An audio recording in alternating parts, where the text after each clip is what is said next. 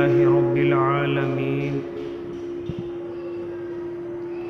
والعاقبة للمتقين والصلاة والسلام على سيد الأنبياء والمرسلين وعلى آله وأصحابه وأزواجه وذرياته أجمعين أما بعد فأعوذ بالله من الشيطان الرجيم بسم الله الرحمن الرحيم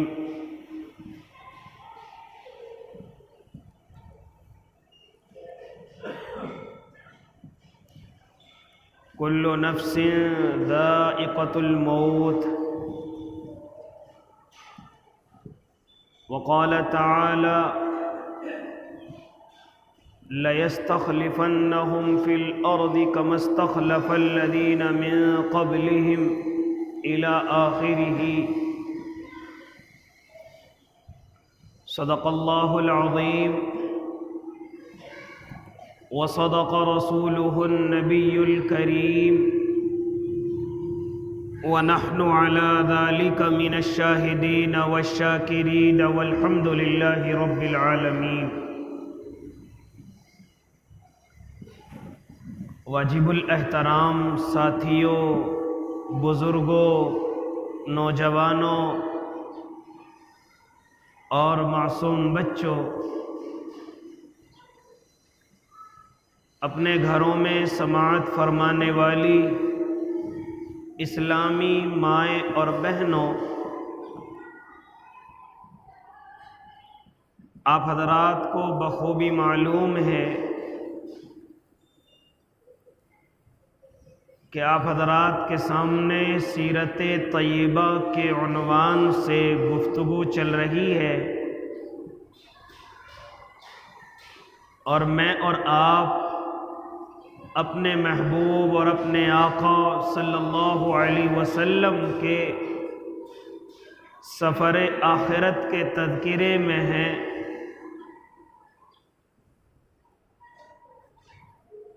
جس طرح اس زمین پر تمام انسان آنے والے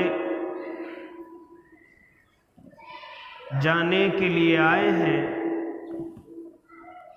اسی طرح میرے اور آپ کے آقا محمد عربی کو بھی اس زمین سے ضرور پردہ فرمانا تھا۔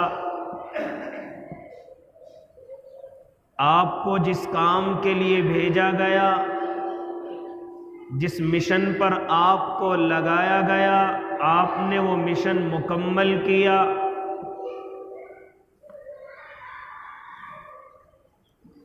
پھر آپ اللہ رب العزت کے یہاں جانے تھے،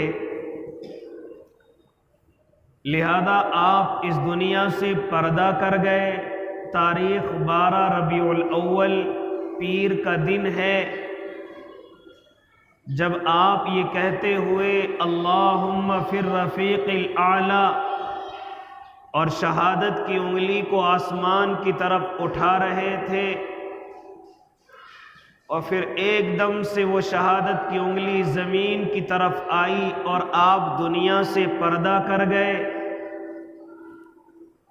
صحابہ کرام جو آپ سے حد درجے محبت کرتے تھے، ان کو یقین ہی نہیں ہو رہا تھا کہ ہمارے پیارے، ہمارے محبوب، جن سے ہم اپنے ماں اور باپ، بیوی اور بچے، جان اور مال سے زیادہ محبت کرتے ہیں، وہ ہم سے اس طرح رخصت ہو جائیں گے، چھوڑ کر کے چلے جائیں گے۔ صحابی مغموم ہیں، غمزدہ ہیں، بے ہوش ہو کر کے زمین پر گر رہے ہیں۔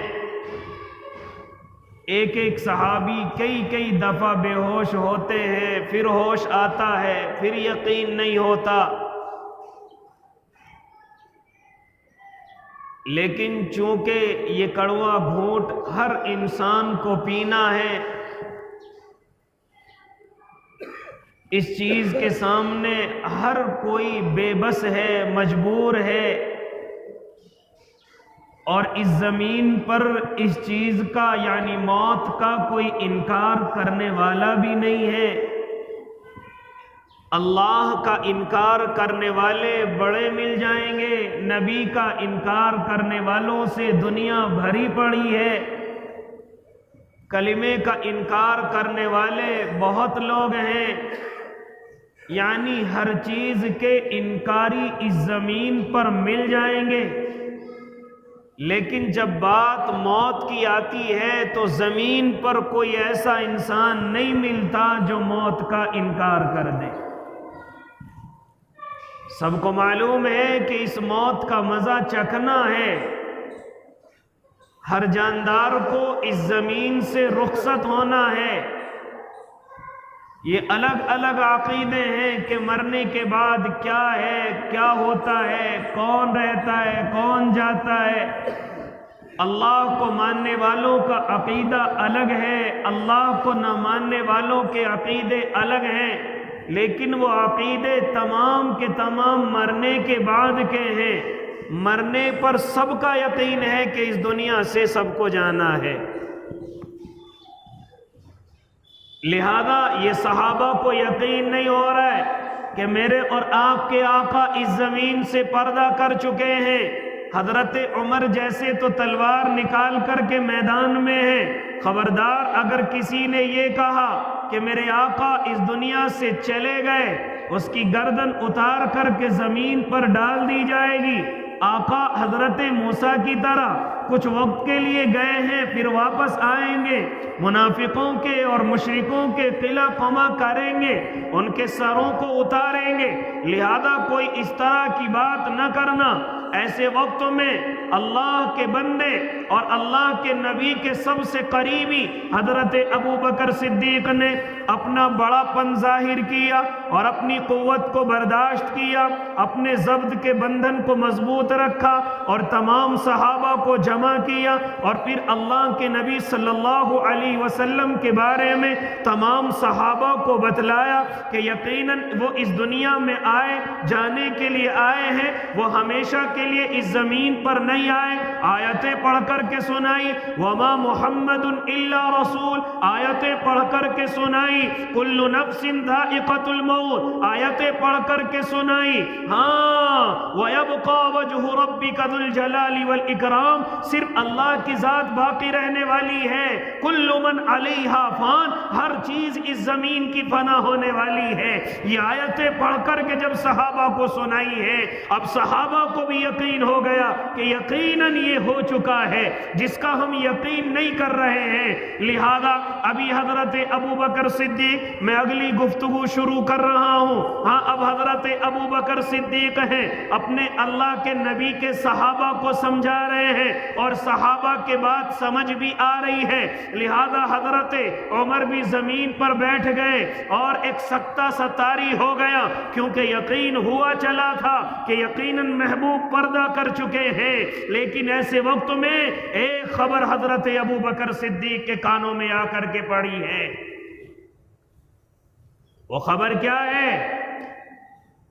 اے ابو بکر اور جتنے یہاں صحابہ بیٹھے ہوئے ہیں، آپ تو یہاں پر جمع ہیں، کچھ لوگ قبیلہ ثقیفہ بنو ساعدہ کے اندر جمع ہو چکے ہیں اور سعد ابن عبادہ کو امارت کے لیے تیار کر رہے ہیں، اور حضرت سعد ابن عبادہ کو خلیفہ بنانے کی تیاری کر رہے ہیں، اور حضرت سعد ابن عبادہ ان سے منع کر رہے ہیں۔ لہذا اختلاف کی وجہ یہ نہیں ہے کہ سعد ابن عبادہ کو خلیفہ بنایا جا رہا ہے، بلکہ اس چیز پر لڑائی ہو رہی ہے۔ کچھ کہتے ہیں کہ قریش میں سے خلیفہ بننا چاہیے، کچھ کہتے ہیں کہ انصار سے خلیفہ بننا چاہیے، کچھ کہتے ہیں کہ مہاجرین سے خلیفہ بننا چاہیے۔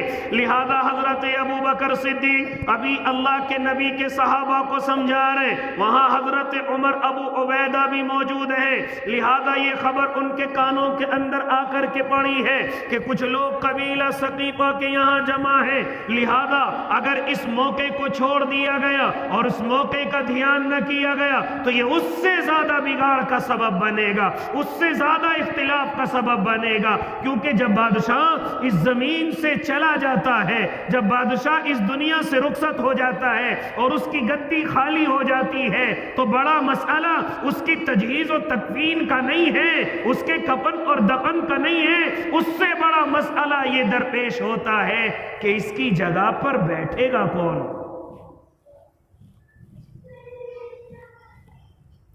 اسلامی ریاستیں ہیں جہاں ایک ذمہ دار ہوتا ہے، ایسی جگہ پر یہ ضروری ہوتا ہے کہ کسی طریقے سے ان کی جگہ پر کسی کو امیر طے کر دیا جائے، کسی کو خلیفہ طے کر دیا جائے۔ چنانچہ حضرت ابو بکر و عمر نے اس چیز کو خیال کے اندر لایا کہ تجہیز و تکفین تو اہل بیت اس کام کو سنبھال لیں گے، لیکن جو آقا 30 مہینے 30 سال تک اور 23 سال کی مسلسل محنت تک جس نظام کو یہاں سنبھالا ہے اور جس خلافت کو قائم کیا ہے، جس اللہ کے نظام کو قائم کیا ہے اور جس اسلامی نظام کو قائم کیا ہے اور یہ اسلامی ریاست بنا کر کے تیار کی ہے، اگر ان کی جگہ کوئی خلیفہ امیر نہ تیار کیا گیا تو کہیں غنیم اور دشمن، کہیں منافق اور مشرک آ کر کے اس موقع کا فائدہ اٹھائے اور اس جگہ کو خالی سمجھے اور یک بارگی حملہ کر دیا جائے اور یک بارگی یہ ساری محنت جو آقا نے کی ہے وہ لمحوں کے اندر ٹوٹ نہ جائے، وہ لمحوں کے اندر ختم نہ ہو جائے۔ لہذا تجہیز و تکفین سے زیادہ ضروری یہ ہے کہ کوئی امیر، کوئی ذمہ دار طے کر لیا جائے۔ اسی لیے کبھی کبھی آپ نے دیکھا ہوگا کہ جب کبھی بادشاہ اس دنیا سے رخصت ہو جاتا ہے، مصلحت کے پیش نظر اس کے جنازے کو چھپا لیا جاتا ہے، اعلان نہیں کیا جاتا کہ بادشاہ دنیا سے رخصت ہو گیا۔ کب تک اعلان نہیں کیا جاتا؟ جب تک اس کا ولی عہد متعین نہ ہو جائے، جب تک اس کا نائب متعین نہ ہو جائے، جب تک اس کی جگہ کسی کو امیر نہ بنا دیا جائے۔ جب امیر بن جاتا ہے اور تمام کے تمام لوگ اتفاق کر لیتے ہیں، اب اعلان کیا جاتا ہے کہ وہ لوگوں تمہارے بادشاہ اس دنیا سے رخصت ہو گئے ہیں۔ لوگ اختلاف سے بچ جاتے ہیں۔ کہیں کہیں بادشاہ کی جنازے کو، امیر کے جنازے کو چھپا لیا جاتا ہے، بتایا نہیں جاتا، اعلان نہیں کیا جاتا، پہلے ذمہ دار طے کیا جاتا ہے، ان کی جگہ امیر طے کیا جاتا ہے۔ جب لوگوں کے اندر دیکھ لیا جاتا ہے کہ ان کے نام پر کوئی اختلاف نہیں ہے، ان کے نام پر کوئی لڑائی اور جھگڑا نہیں ہے، تمام کے تمام لوگوں نے بیعت کر لی ہے، تمام کے تمام لوگ اقرار کر چکے ہیں، تمام کے تمام لوگ ان کی تائید کر چکے ہیں، اب اختلاف کوئی نہیں، ان کو امیر سمجھ لیا گیا ہے۔ اب اعلان کر دیا جاتا ہے کہ آپ کے جو پچھلے امیر ہیں وہ اس دنیا سے رخصت ہو گئے ہیں، اب کوئی اختلاف نہیں ہوتا کیونکہ امیر متعین ہو چکا ہے، ذمہ دار ان کی جگہ متعین ہو چکا ہے۔ اسی لیے اللہ کے نبی میرے اور آپ کے آقا محمد عربی اس زمین سے تشریف لے گئے، اس دنیا سے پردہ فرما گئے، ابھی جنازہ حجرہ عائشہ کے اندر رکھا ہوا ہے۔ ہاں یہ خبر پہنچی ہے، حضرت ابو بکر کو کوئی دھیان نہیں، حضرت عمر کو کوئی دھیان نہیں، حضرت ابو عبیدہ کو کوئی دھیان نہیں، لیکن ان کے کانوں میں ایک آواز پڑتی ہے کہ کچھ صحابہ انصاری ہاں وہاں قبیلہ بنو ساعدہ کے اندر جمع ہے، سقیفہ بنو ساعدہ کے اندر اکٹھے ہو رہے ہیں، اور اکٹھے ہونے کا مقصد کیا ہے؟ اللہ کے نبی کی جگہ کسی کو کھڑا کیا جائے، اللہ کے نبی کی جگہ کسی کو امیر بنایا جائے۔ لہذا جب حضرت عمر اور ابو بکر نے یہ بات سنی ہے کہ ان کے اندر آپس کا جھگڑا ہو رہا ہے، وہ کہتے ہیں کہ ہمارے خاندان سے امیر ہو، وہ کہتے ہیں ہماری جماعت سے امیر ہو، لہذا کہیں ایسا نہ ہو کہ یہ امارت ایک اختلاف کی وجہ بن جائے، یہ جھگڑے اور فساد کی وجہ بن جائے، ہاں اور لوگ گروپ میں بٹ جائیں اور لوگ آپس میں اختلاف کرنے لگے۔ لہذا حضرت عمر اور ابو بکر فوراً وہاں سے اترے ہیں اور اپنے ساتھ صحابہ کو لیا ہے اور قبیلہ بنو ساعدہ سقیفہ کے اندر پہنچے ہیں، اور پہنچ کر کے وہاں جا کر کے صورتحال کا معائنہ کیا۔ لوگ سعد ابن عبادہ کے امیر بنانے کی تیاری میں لگے ہوئے ہیں، حالانکہ حضرت سے سعد بیمار ہیں، کمبل اوڑھ کر کے بیٹھے ہوئے ہیں، لہذا میں اس وقت میں حضرت ابو بکر صدیق کے تعلق سے کوئی گفتگو نہیں کروں گا. جب میرے اور آپ کے آقا کی سیرت مکمل ہو جائے گی انشاءاللہ میں خلافت راشدہ کو ترتیب سے آپ کے سامنے رکھوں گا. حضرت ابو بکر نے خلافت کتنے دن کیسے اور کب کی ہے، حضرت عمر نے کتنے دن اور کب کی ہے، حضرت عثمان نے کتنے دن اور کب کی ہے، حضرت علی المرتضی کرم اللہ وجہہ نے کتنے دن اور کب کی ہے، یہ گفتگو آپ کے سامنے آئے گی. اب مختصر گفتگو کرتا چلو. حضرت ابو بکر و عمر قبیلہ ثقیفہ بنو ساعدہ کے اندر پہنچے ہیں. وہاں جا کر کے جب لوگوں کی خوب آپس میں بحث و مباحثہ ہوئی ہے اور یہ تیاری ہو رہی ہے کہ امیر دو طے ہو جائیں، لیکن میرے اللہ کو یہ پسند نہیں ہے کہ کسی اسلامی ریاست کے امیر دو ہوں. آپس میں جھگڑا ہونا طے ہے، آپس میں اختلاف ہونا طے ہے، آپس میں فتنہ فساد ہونا طے ہے، اصولوں کے اندر خرابی کا آنا طے ہے، اصولوں کا بدلنا طے ہے. لہذا جماعت کے اندر خرابی کا آنا طے ہے. لہذا اسلامی نظام صرف ایک امیر کو چاہتا ہے، ایک ذمہ دار کو چاہتا ہے اور اسی پر ساری ذمہ داری کا بوجھ ڈالا جاتا ہے. یہ جگہ جگہ جو امیر بنائے جاتے ہیں اسلام ان کا قائل نہیں ہے. آج میں اور آپ کیوں پریشان ہیں؟ اسی وجہ سے میں اور آپ پریشانی کا شکار ہیں کہ الگ الگ ذمہ دار بنے بیٹھے ہیں، سب کی الگ الگ رائے رہتی ہے، سب کے الگ الگ معاملات رہتے ہیں، سب کے الگ الگ اختلافات رہتے ہیں. اور پستا کون ہے؟ غریب عوام پستی ہے، غریب مزدور پستے ہیں. اختلاف ان کا ہوتا ہے، جھگڑے ان کے ہوتے ہیں، لیکن وہ جھگڑے غریبوں پر پڑتے ہیں، کمزوروں پر پڑتے ہیں. وہ تو اپنا آرام سے سکون میں رہتے ہیں، مرتے غریب ہیں ان کی ذمہ داریوں کے چکر میں. خیر حضرت عمر ابو بکر رضی اللہ تعالی عنہما اس قبیلے کے اندر پہنچے، جانے سے بھی روکے گئے، لیکن مختصر یہ کہ حضرت ابو بکر کا ارادہ تھا کہ اس اختلاف کو ختم کیا جائے. کوئی دو کہتا ہے، کوئی اپنے خاندان سے کہتا ہے، لہذا اس اختلاف کو ختم کیا جائے. اور کھڑا ہو کر کے حضرت ابو بکر نے تقریر فرمائی ہے. لوگوں کو وہ خطبہ دینا اتنا پسند آیا کہ تمام کے تمام لوگ اسی بات پر متفق ہو گئے کہ اب ہمارے خلیفہ اگر کوئی ہے تو حضرت ابو بکر ہوں گے. حضرت ابو بکر کو خلیفہ بنا دیا گیا. حضرت ابو بکر چاہتے نہیں تھے، بڑی ٹال مٹول کی ہے، بڑا اپنے آپ کو بچایا ہے، بڑی دلیلیں دی ہیں، بڑی حجتیں بیان کی ہیں، لیکن لوگ چونکہ اللہ کے نبی کی زبان سے سن چکے تھے، اللہ کے نبی کی زبان پر آ چکا تھا. اور زبان نہیں بلکہ میرے اور آپ کے آقا نے اس زمین پر ہوتے ہوئے مصلی پر نماز اگر کسی سے پڑھوائی ہے تو حضرت ابو بکر سے پڑھوائی ہے. اپنے بعد جتنی بڑی ذمہ داریاں دی ہیں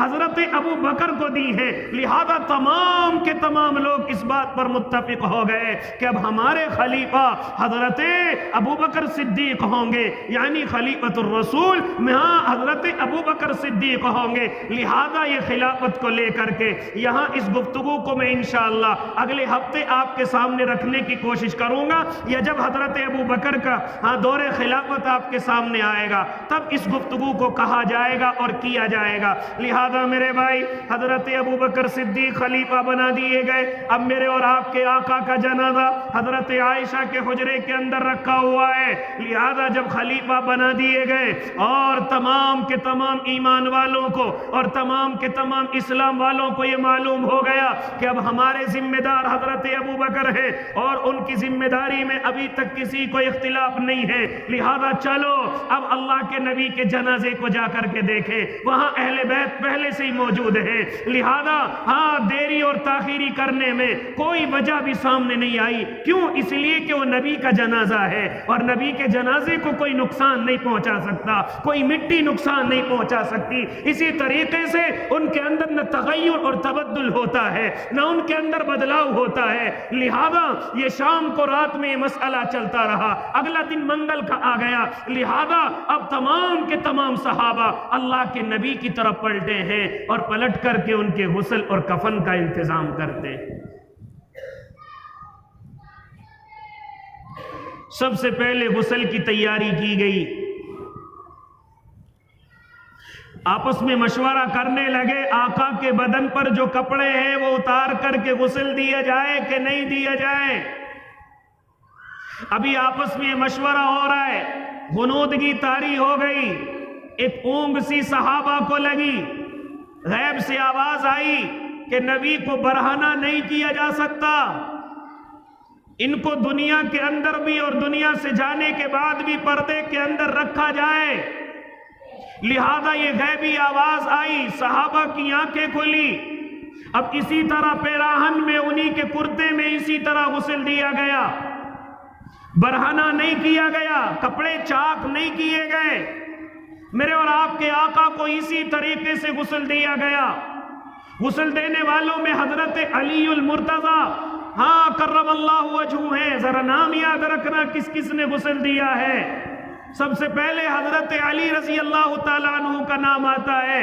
آپ چونکہ قریبی ہیں اور قریبی کا زیادہ حق ہوتا ہے کہ اپنی میت کو غسل دیا جائے، اپنے قریبی کو غسل دیا جائے، میری اور آپ کی طرح نہیں کہ مسجدوں میں تلاش کرتے پھرے باپ کو غسل کون دے گا، محلوں کے اندر تلاش کرتے پھرے ماں کو غسل کون دے گا، بیٹیاں بچتی ہیں، بیٹے بچتے ہیں کہ اپنے باپ کو غسل دیا جائے۔ یہ غسل دیا جانا کوئی اتنا مشکل کام نہیں ہے جتنا میں اور آپ سمجھتے ہیں۔ آؤ اپنے ائمہ کے پاس آ کر کے سیکھنا کیوں نہیں چاہتے؟ صرف 5 منٹ کا کام ہے کہ آپ کو سکھا دیا جائے، صرف 5 منٹ کے اندر آپ کو غسل کا طریقہ بتا دیا جائے، لیکن نہیں، اب تو ہم مالدار ہو چکے ہیں، اب تو ہم کاروباری ہو چکے ہیں، اب تو ہم دکاندار ہو چکے ہیں، ہم اپنے باپ کو غسل کیوں دیں؟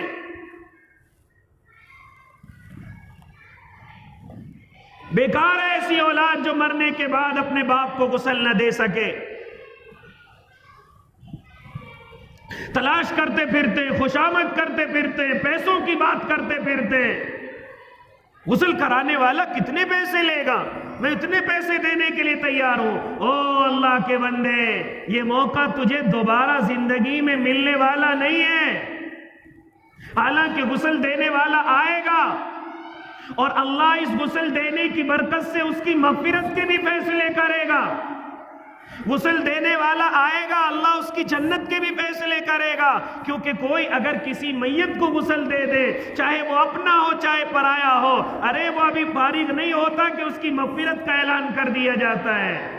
وہ تو اپنا ثواب کما لے گا، لیکن تو تو اولاد ہے، تیرا کیا ہوگا؟ تو تو اپنے قریب سمجھتا ہے، تو کیوں اپنے باپ سے بچا ہوا پھرتا ہے؟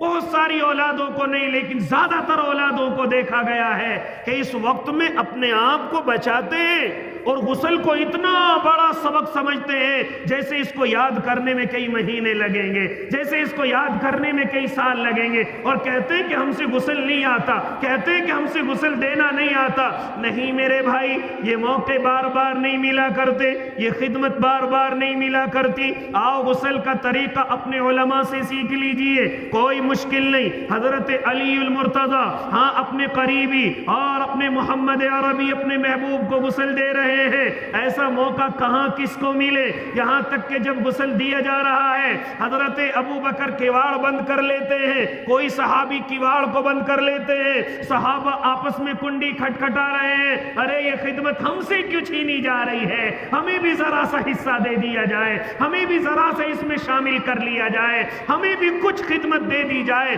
لہذا صحابہ آپس میں کہہ رہے ہیں، لیکن میرا اور آپ کا حال کیا ہے؟ ہاں میں نے اور آپ نے اپنی آنکھوں سے دیکھا ہے کہ جب تک غسل اور کفن نہ ہو جائے قریب کو نہیں جاتے میت کے، کہیں میری ذمہ داری نہ لگا دی جائے، کہیں مجھے ہی نہ کہہ دیا جائے۔ آپس میں بچتے ہیں اتنی بڑے ثواب کے کام سے، آپس میں بچتے ہیں اتنی بڑی خدمت سے، اور اگر کوئی نہیں ملتا تو امام کے پاس آ کر کے چپڑ جاتے ہیں، حضرت چلیے آپ تو ہمارے نوکر ہیں، چلیے آئیے۔ آپ نہیں جاتے مؤذن صاحب کو بھیج دیجئے، کسی کا انتظام کر دیجئے۔ کوئی اس لیے آج تک نہیں آتا کہ حضرت میرے والد صاحب کا انتقال ہو گیا، مجھے سکھا دیجئے غسل کیسے دینا ہے، میری نیت ہے میں اپنے والد صاحب کو غسل دوں، میں اپنے چچا دادا تایا کو غسل دوں، ہاں امام صاحب مجھے سکھا دیجئے۔ کوئی اس طرح کا آج تک میرے پاس تو نہیں آیا۔ او اللہ کے بندو، یہ موقع بار بار نہیں آیا کرتے، ہر چیز کو پیسے سے نہ تولا کرو، ہر چیز کا بدلہ پیسہ نہیں ہوتا، ثواب اور جنت اور اللہ کی رضا بھی کچھ ہوتی ہے۔ اس لیے حضرت علی المرتضی کرم اللہ وجہہ اللہ کے نبی کو غسل دے رہے، ہاں پانی ڈالنے والے حضرت عباس بھی ہیں اور ان کے دونوں بیٹے فضل، اور اسی طریقے سے ہاں قسم، یہ دونوں کے دونوں حضرت عباس رضی اللہ تعالی عنہ کے بیٹے ہیں، یہ دونوں کے دونوں کروٹیں بدل رہے ہیں، اور حضرت ابو عبیدہ وغیرہ اور ایک اور صحابی وہ آپ کے اوپر پانی ڈال رہے، حضرت اسامہ بن زید رضی اللہ تعالی عنہ وہ آپ کے اوپر پانی ڈال رہے ہیں، اور ایک صحابی کا تذکرہ اور آتا ہے شکران نام کے، وہ بھی اللہ کے نبی کے اوپر پانی ڈال رہے ہیں۔ تو لہذا ان گفتگو کو یاد رکھیں، آپ کو غسل دینے والے حضرت علی ہیں، آپ کو غسل دینے والے حضرت عباس ہیں، آپ کو غسل دینے والے ان کو دونوں بیٹے فضل اور قسم ہیں، آپ پر پانی ڈالنے والے حضرت شکران اور اسامہ بن زید ہیں، لہذا یہ تمام کے تمام میرے اور آپ کے آقا کو غسل دے رہے ہیں۔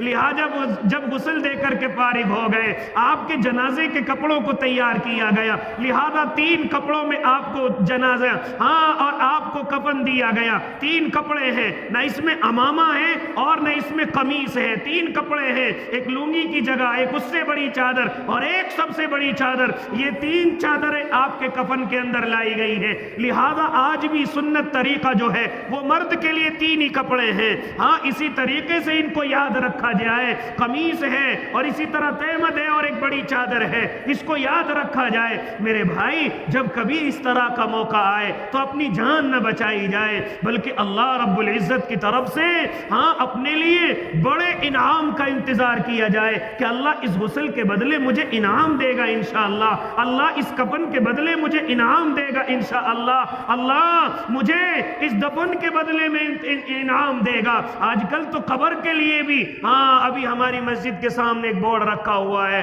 آؤ اس طرح کی قبریں تیار کراؤ، آؤ کفن اس طرح کے تیار کراؤ، فلاں بھائی صاحب ہیں جو قبر بڑی ڈیزائن کے ساتھ کھودتے ہیں، اس طرح کے کارڈ بھی چھپ گئے ہیں۔ حالانکہ ناجائز نہیں ہے، اگر کوئی گھر کا آدمی یا محلے کا آدمی اگر کوئی قبر کو تیار نہ کرے، غسل اور کفن کو تیار نہ کرے، اور کسی باہر کے آدمی کو آپ لا رہے اور وہ آپ سے اجرت کا مطالبہ کرتا ہے تو ناجائز نہیں ہے، اس کے لیے اجرت لینا جائز ہے، وہ اس کا بدلہ اس کی قیمت لے سکتا ہے، یہ ناجائز نہیں ہے، جائز ہے۔ لیکن میرا اور آپ کا کیا ہوگا کہ ہماری قریبی میت ہے اور ہم دوسروں کو پیسوں پر بلا کر کے یہ کام کرا رہے ہیں۔ اس لیے میرے بھائی مجھے اور آپ کو چاہیے کہ جب بھی کوئی میت میرے اور آپ کے سامنے ہو تو فوراً میں اور آپ دوڑ پڑیں کہ ان کے غسل کا انتظام کیا جائے، کفن کا انتظام کیا جائے، اسی طریقے سے دفن تک ساتھ رہا جائے۔ جب میں اور آپ دوسروں کا ساتھ دیں گے تو کل جب مجھے اور آپ کو ضرورت پڑے گی تو یہی اللہ کے نیک بندے آئیں گے، یہی اللہ کے وہ بندے آئیں گے کہ جنہوں نے آپ کو یہ محنت کرتے ہوئے دیکھا ہے۔ لہذا ایک ایک لوٹے کی ضرورت پڑے گی کہ تمام کے تمام آپ کو غسل دے ڈالیں گے۔ لہذا میرے بھائی ان کاموں سے پیچھے نہ ہٹا جائے، ان چیزوں کو اجرت پر نہ لایا جائے۔ آج اپنے محلے کی محبت کو برقرار رکھا جائے، رشتوں کی محبت کو برقرار رکھا جائے، تعلق داری کی محبت کو برقرار رکھا جائے، ان چیزوں کو پیسوں پر نہ تولا جائے۔ لہذا میرے بھائی مجھے اور آپ کو بھی چاہیے کہ میں اور آپ ایسی اولادوں کی تربیت کریں، ان کے ساتھ دینی معاملات کریں، ان کو دینی علم حاصل کرائیں، تاکہ کل جب میں اور آپ اس دنیا سے رخصت ہو رہے ہو تو وہ غسل کا انتظار نہ کر رہے ہو، وہ کفن کا انتظار نہ کر رہے ہو، وہ دفن کا اور قبر کا انتظار نہ کر رہے ہو، بلکہ سارے کام میری اور آپ کی اولادیں کر رہی ہو۔ یہ کب ہوگا؟ جب میں اور آپ ان کی تربیت کریں گے، جب ان کو علمی ماحول میں، دینی ماحول میں لے کر کے آئیں گے۔ لہذا میرے اور آپ کے آقا کو کفن بھی دے دیا گیا۔ اب بات آئی جنازے کی نماز کی۔ جنازے کی نماز کا کیا ہوگا؟ خود میرے اور آپ کے آقا محمد عربی صلی اللہ علیہ وسلم، مستدرک حاکم میں یہ روایت موجود ہے، ایک مرتبہ حضرت عائشہ کے مکان کے اندر تمام کے تمام اہل بیت کو بلوایا جاتا ہے، مرض الوفات کے اندر آپ ہیں۔ مرض الوفات یعنی جس بیماری میں انسان رخصت ہو اس کو مرض الوفات کہا جاتا ہے۔ ایسے وقت میں آپ اپنے اہل بیت کو اس کمرے اور اس حجرے کے اندر بلاتے ہیں۔ لہذا ایک اللہ کا بندہ سوال کرتا ہے، یا نبی اللہ، جب آپ دنیا سے رخصت ہو جائیں تو آپ کی نماز جنازہ کون پڑھائے؟ چنانچہ میرے اور آپ کے آقا اس کا جواب دیتے ہیں کہ جب میں اس دنیا سے پردہ کر جاؤں تو تم اس حجرے سے نکل جانا، اس کمرے سے نکل جانا، اور اتنے وقت کے لیے باہر رہنا کہ میکائیل آ کر کے مجھ پر نماز پڑھ لے، اسرافیل آ کر کے نماز پڑھ لے، اسی طرح ملک الموت آ کر کے مجھ پر نماز پڑھ لے۔ جب اتنا وقت گزر جائے تو پھر تم دو دو چار چار اندر داخل ہونا اور درود اور دعا پڑھ کر کے رخصت ہو جانا۔ لہذا کوئی امام آپ کا نہیں ہوگا کہ آپ کی جنازے کی نماز پڑھائے، کوئی آدمی ہاں بالکل میدان میں اس طرح سے آپ کا جنازہ نہیں لے جایا جائے گا، ہاں آپ کا جنازہ کہیں باہر نہیں لے جایا جائے گا۔ لہذا اسی طریقے پر عمل کیا گیا۔ جب میرے اور آپ کے آقا اس دنیا سے رخصت ہو گئے، اب تمام صحابہ کے اندر اعلان کر دیا گیا، لہذا دو دو چار چار صحابہ حجرہ عائشہ کے اندر داخل ہوتے ہیں اور درود و سلام اور اپنی نماز پڑھ کر کے جنازے کی نماز ادا کر کے واپس ہو جاتے ہیں۔ لہذا بعض حضرات تو یہ بھی کہتے ہیں کہ نماز نہیں پڑھی گئی، بس اندر گئے ہیں اور درود و سلام کی ڈالیاں پیش کر کے واپس آئے ہیں۔ لیکن اس کے اندر کسی کا اختلاف نہیں ہے کہ آپ کی امامت کسی نے کی ہے، آپ کی جنازے کی نماز کسی نے پڑھائی ہے۔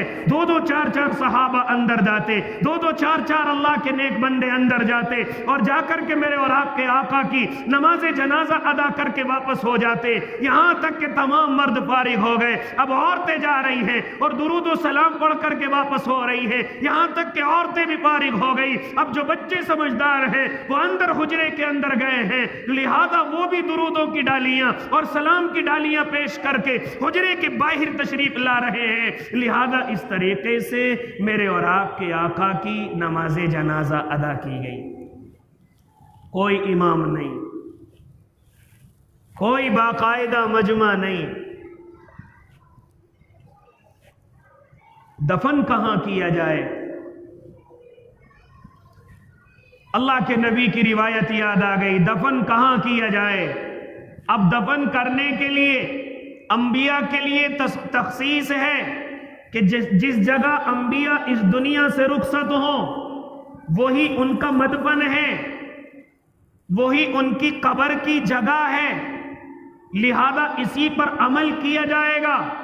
اور حضرت نبی علیہ الصلاۃ والتسلیم کی قبر کو بھی آپ کے جنازے کو ایک طرف بسترہ ہٹایا گیا اور وہیں حجرہ عائشہ کے اندر قبر کو تیار کیا گیا۔ اب معلوم یہ ہوا کہ بھئی قبر کس طریقے کی تیار کی جائے، لحدی قبر تیار کی جائے یا بغلی قبر تیار کی جائے، کس طریقے کی قبر آپ کی تیار کی جائے۔ لہذا میرے بھائی یہ آج کی بات خالی تقریر نہیں ہے، بلکہ آپ کو یہ باتیں یاد بھی رکھنی ہے انشاءاللہ۔ کبھی آپ یہ سمجھیں کہ ہم تقریر سن کر کے آئے ہیں، نہیں بھائی، آج سبق سنایا جا رہا ہے اور اس کو مجھے بھی یاد رکھنا ہے اور انشاءاللہ آپ کو بھی یاد رکھنا ہے۔ کیسی قبر کھودنی ہے؟ بعض صحابہ کہنے لگے کہ یہاں پر لحدی قبر زیادہ چلتی ہے، بعض کہنے لگے زمین مضبوط ہے بغلی قبر کھود دی جائے، جس کو صندوق کی طرح کہا جاتا ہے، اس طرح کی قبر کھود دی جائے۔ لہذا اب آپس کے اندر اس طرح کا اختلاف بھی ہونے لگا کہ اب قبر کس طریقے کی ہو۔ حضرت عمر نے اس کا ایک مجھے اور آپ کو اور تمام کے تمام جو وہاں صحابہ موجود تھے ان کو ایک آسان راستہ اختیار کرنے کے لیے کہا کہ حضرت ابو عبیدہ ہاں یہ بغلی قبر کھودنے کے ماہر ہیں اور حضرت ابو طلحہ یہ لحدی قبر کھودنے کے ماہر ہیں، لہذا دونوں کو بلوانے کے لیے بھیج دیا جائے، جون سا پہلے آ جائے گا وہ اسی طرح کی قبر کو تیار کرے گا۔ لہذا اس بات پر تمام کے تمام متفق ہو گئے۔ کچھ لوگ حضرت ابو عبیدہ کو بلانے کے لیے گئے، ہاں جو بغلی قبر کھودنے کے ماہر ہیں، اور کچھ حضرت ابو طلحہ کو بلانے کے لیے گئے جو لحدی قبر کھودنے کے ماہر ہیں۔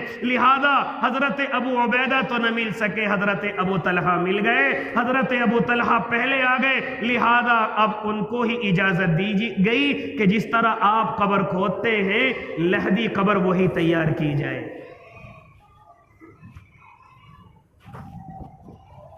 تو میرے اور آپ کے آقا کی قبر کھودنے والے کون ہیں؟ حضرت ابو طلحہ رضی اللہ تعالی عنہ۔ لحدی قبر تیار کی گئی، نیچے والے حصے کو کم رکھا گیا، اوپر والے حصے کو ذرا سا بڑھا دیا گیا۔ میں اور آپ اس وقت میں اس کا الٹا کرتے ہیں، نیچے والے حصے کو زیادہ بڑھا دیتے ہیں اور اوپر والے حصے کو کم رکھتے ہیں، جس کی وجہ سے مٹی زیادہ باہر رہ جاتی ہے۔ یہ طریقہ شریعت کے خلاف ہے، یہ طریقہ سنت کے خلاف ہے۔ سنت طریقہ یہی ہے کہ جتنی آپ کی میت ہے صرف نچلا والا حصہ اتنا ہی کھودا جائے۔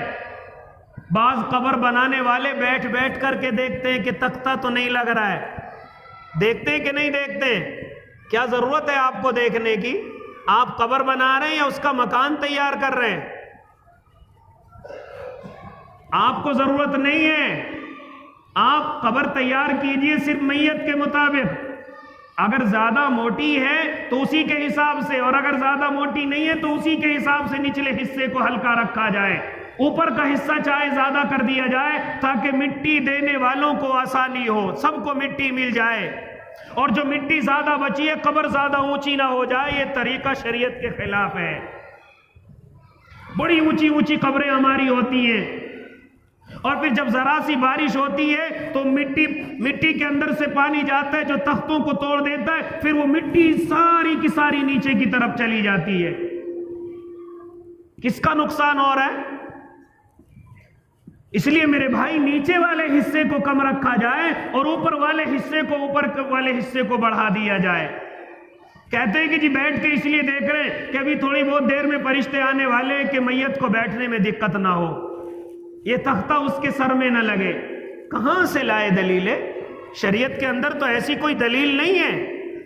شریعت کے اندر تو ہم سنتے ہیں، میرے اور آپ کے آقا محمد عربی صلی اللہ علیہ وسلم ارشاد فرماتے ہیں کہ تمہیں اتنی فکر کرنے کی ضرورت نہیں ہے، اب میت اپنے اعمال کے طریقے سے آگے کی طرف چلے گی، اگر اس کے اعمال ٹھیک ہے تو یہ قبر اللہ اس کو اتنی کشادہ کر دے گا، جہاں تک نظر جائے گی قبر ہی قبر ہے، جہاں تک نظر جائے گی اللہ اس کی قبر کو کھول دے گا۔ لہذا تمہیں فکر کرنے کی ضرورت نہیں ہے، اور اگر اس کے اعمال نہیں ہیں، گناہوں میں زندگی گزاری ہے، تو پھر کس طریقے سے قبر بھیج دی جاتی ہے کہ ادھر کی پسلیاں ادھر ملا دی جائیں گی۔ تو میں اور آپ کون ہیں اس کا گھر تیار کرنے والے؟ یہ تو اب اللہ کے ہاتھ میں ہے، یہ تو اب اس کے اعمال کے اوپر ہے۔ اس لیے کتنی بڑی کر لو پھر بھی اگر اعمال صحیح نہیں ہے تو بھیچے گی، اور کتنی چھوٹی کر لو اگر اعمال درست ہے تو اللہ جہاں تک نظر جائے گی اس کو کھول دے گا۔ لہذا یہ دلیل میری اور آپ کی درست نہیں ہے کہ جی فرشتے آئیں گے تو میت بیٹھ جائے گی۔ اس لیے میرے بھائی نیچے والے حصے کو کم رکھا جائے اور اوپر والے حصے کو ذرا سا بڑھا لیا جائے تاکہ میت کو آسانی ہو، اور اسی طریقے سے مٹی دینے والوں کو آسانی ہو، اور اگر خدا نہ خواستہ قبر بیٹھ جائے تو زیادہ دقت اور دشواری نہ ہو، ہاں زیادہ مٹی اندر کی طرف نہ جائے۔ لہذا میرے بھائی آج جو میری اور آپ کی یہ قبریں بڑی گہری گہری بیٹھی ہوئی ہوتی ہیں، ان کی وجہ یہ ہوتی ہے کہ نیچے والا حصہ ہم زیادہ کر دیتے ہیں، جس کی وجہ سے گہرے گہرے کھڑے، اور کبھی کبھی میتیں بھی اور ان کے کفن بھی مجھے اور آپ کو نظر آنے لگتے ہیں۔ یہ ایک غلطی ہے جس کا خمیازہ ہم بعد تک بھگتتے ہیں۔ لہذا میرے بھائی اگر اس طریقے سے کسی کی قبر بیٹھ جائے تو دوبارہ تیار کرنے کی ضرورت نہیں ہے، مٹی لی جائے اور اسی کو اسی میں ڈال کر برابر کر دی جائے۔ اور جو قبر ہم اتنی اونچی کرتے ہیں یہ بھی شریعت کے خلاف ہے۔ صرف ایک زرہ، یا جس طریقے سے اونٹ ہوتا ہے اس کی کوہان آپ نے دیکھی ہوگی، صرف اتنی اونچی اوپر سے ہونی چاہیے، پورے انسان کے برابر بھی قبر نہیں ہونی چاہیے، جس طریقے سے آج ہم بڑی لمبی چوڑی قبریں بناتے ہیں۔ لہذا میرے اور آپ کے آقا کے لیے یہی لحدی قبر تیار کی گئی، تیار کرنے والے حضرت ابو طلحہ ہیں، لہذا میرے اور آپ کے آقا کو قبر کے اندر اتارا گیا، حضرت علی، حضرت عباس اور اسی طریقے سے اور صحابہ میرے اور آپ کے آقا کو قبر کے اندر اتار رہے ہیں۔ لہذا اب یہ تمام کے تمام قبر کو تیار کر رہے ہیں، ان کے اوپر پانی بھی چھڑک رہے ہیں، تو لہذا یہ پانی چھڑکنا کوئی بدعت نہیں ہے، کوئی غلط نہیں ہے، آپ پانی چھڑک سکتے ہیں۔ میرے اور آپ کے آقا کے قبر پر پانی چھڑکا گیا ہے، لہذا پانی کو چھڑک دیا جائے، اور پھر اس کے بعد کھڑے ہو کر کے جو بھی آپ کچھ پڑھنا چاہے، جس طریقے سے مشکات کی روایت کے اندر آتا ہے کہ شروع سرہانے کھڑے ہو کر سورہ بقرہ کے شروع سے پڑھ دیا جائے، اولئک علی ھدی من ربہم واولئک ہم المفلحون، اور اسی طریقے سے جو پائتی کھڑا ہوا ہے، جو پیروں کی طرف کھڑا ہوا ہے، وہ اسی سورہ بقرہ کے آخر سے پڑھ دے، للہ ما فی السماوات وما فی الارض وان تبدوا ما فی انفسکم، یہاں سے واعف عنا واغفر لنا وارحمنا انت مولانا فانصرنا علی القوم الکافرین، ان رکوعوں کو پڑھ دے، اور جن پر پڑھنا نہیں آتا وہ سورہ تکاثر پڑھ رہے اور بھی پڑھنا نہیں آتا تو ان کو چاہیے کہ 3 دفعہ قل ہو اللہ پڑھ کر کے اپنی میت کو ثواب پہنچا دیں۔ تو اس طریقے سے میرے اور آپ کے آقا کو سپرد قبر کیا گیا، آپ کو اللہ کے حوالے کیا گیا، تمام کے تمام صحابہ اپنی آنکھوں کو ملتے ہوئے اور اس کڑوے گھونٹ کو پیتے ہوئے اپنے گھروں کو تشریف لائے۔ اسی طریقے سے خلافت کے لیے حضرت ابو بکر کو پہلے نامزد کیا جا چکا ہے۔ میرے بھائی، میں اور آپ ان طریقوں کو اپنی زندگی کے اندر لے کر کے آئیں، اور ایک طریقہ بہت زیادہ ہمارے یہاں بڑا رواج کر چکا ہے، ابھی قبر تیار نہیں ہوئی ہے اور ڈھنگ سے ابھی لوگوں نے کچھ پڑھ کر کے ثواب بھی نہیں پہنچایا ہے، ایک بھائی صاحب کھڑے ہو کر کے اعلان کرتے ہیں جتنے مہمان ہیں کھانا کھا کر کے جائیں۔ یہ کہاں سے اعلان لے کر کے آئے؟ کس نے کہا کہ آپ قبر پر جا کر کے اس اعلان کو کریں؟ کس نے ذمہ داری لگائی؟ یہاں کھانا کھانے کے لیے آئے تھے یا اللہ کے بندے کو اللہ کے حوالے کرنے آئے تھے؟ کیوں اعلان کیا جاتا ہے؟ اس اعلان کی کوئی ضرورت نہیں ہے، اگر آپ اس کو ضروری سمجھیں گے تو بدعت میں شامل ہوگا، لہذا دین کی زیادتی میں شامل ہوگا جو گناہ کا سبب بنے گا، لہذا اس طریقے کا اعلان بھی نہ کیا جائے کہ قبر پر ابھی کچھ پڑھا نہیں گیا کہ ایک بھائی صاحب اعلان کر رہے ہیں، اس اعلان کی ضرورت نہیں ہے، بلکہ جو بیچارے مسافر ہیں، جو بیچارے جن کو بھوک کی شدت ہے، ان سب کو معلوم ہو جائے گا کہ کس جگہ کھانے کا انتظام ہے، یا راستے کے اندر آپ موجود رہیں کہ فلاں جگہ پر کھانے کا انتظام، آپ وہاں چلیے، لہذا قبر پر اعلان کرنے کی ضرورت نہیں ہے، قبرستان میں اعلان کرنے کی ضرورت نہیں ہے، ان چیزوں کو مجھے اور آپ کو سختی سے روکنا ہے۔ لہذا اسی طریقے سے جب میت اس دنیا سے رخصت ہو گئی، اگلے دن کھانوں کے اور فاتحہ کے نام پر قورمے اور بریانیوں کے انتظام کیے جاتے، یہ سخت بدعت ہے، یہاں تک کہ علماء نے اتنی اس پر سختی کی ہے کہ کھانے والوں کو بھی ناجائز کہا ہے کہ آپ کو اجازت نہیں ہے کہ اس کھانے میں شریک ہوں، یہ کھانا جائز نہیں ہے، وہاں جا کر کے یہ کھانا کھانا جائز نہیں ہے، بالکل سختی سے منع کیا گیا ہے۔ لہذا اگلے دن آپ میت کے گھر جا کر کے 3 دن تک تو پڑوسیوں کو کھانا بھجوانا تھا، 3 دن تک تو رشتہ داروں کو کھانا بھجوانا تھا، لہذا تم اگلے ہی دن میت کے گھر والوں پر ٹوٹ پڑے، کیا فاتحہ کے نام پر قورمے اور دیگیں چلیں گی؟ یاد رکھنا بدعت ہے، اور علماء نے اس کھانے کو ناجائز لکھا ہے، کوئی ثواب نہیں، نہ میت کو پہنچے گا نہ آپ کو ملے گا، نہ کھلانے والے کو ملے گا نہ کھانے والے کو ملے گا۔ یہ بدعت میں نے اور آپ نے ایجاد کی ہے نئی طریقے کی، لہذا انشاءاللہ ارادے کریں کہ ان پر پابندی لگائیں گے، ان کو انشاءاللہ اپنی زندگی سے ختم کریں گے۔ اور اسی طریقے سے ایک بدعت وہ بھی چل پڑی ہے کہ آج عدت پوری ہو رہی ہے، مہمانوں کو بلایا جا رہا ہے، کھانے چل رہے ہیں، یہ بھی بدعت ہے، یہ بھی ناجائز ہے۔ عدت سے اٹھ رہی ہیں، کوئی پروگرام ہے، کوئی خوشی کا دن ہے، آپ بریانیاں اور قورمے کی دعوتیں کر رہے ہیں، اسی طرح لانے والے بھی دیکھنا کیسے کیسے کپڑے لایا ہے، دیکھنا چیز چھلے بھی اس کے اندر ہے، کیا عدت سے اٹھ رہے ہو یا کوئی پروگرام ہو رہا ہے؟ عدت سے اٹھ رہے ہو یا اسی طریقے سے آپ یہاں ولیمہ یا عقیقہ کر رہے ہیں کہ لوگوں کے سامان کو دیکھ رہے ہیں؟ ان چیزوں کو مجھے اور آپ کو بند کرنا ہے، یہ بدعتیں ہیں، ناجائز ہیں، شریعت کے اندر میں اور آپ یہ زیادتیاں کرتے ہیں۔ انشاءاللہ ان دونوں چیزوں کو جہاں میں نے اور آپ نے 10ویں اور 40ویں اور تیجے یہ سب ختم کر دیے ہیں. یہ دو چیزیں میرے اور آپ کے اندر تیزی کے ساتھ آ رہی ہیں. ایک تو میت کے اگلے دن گھر کھانا کھانا یہ بھی بالکل ناجائز. اسی طرح عدت کے دن جس دن عدت پوری اس دن یہ کھانے بننا اور پروگرام کرنا یہ بھی ناجائز ہے. انشاءاللہ ارادے کرو کہ ان دونوں چیزوں کو بھی اور چیزوں کی طرح ختم کریں گے انشاءاللہ. اللہ مجھے اور آپ کو عمل کی توفیق دے دے. جنہوں نے سنت نہیں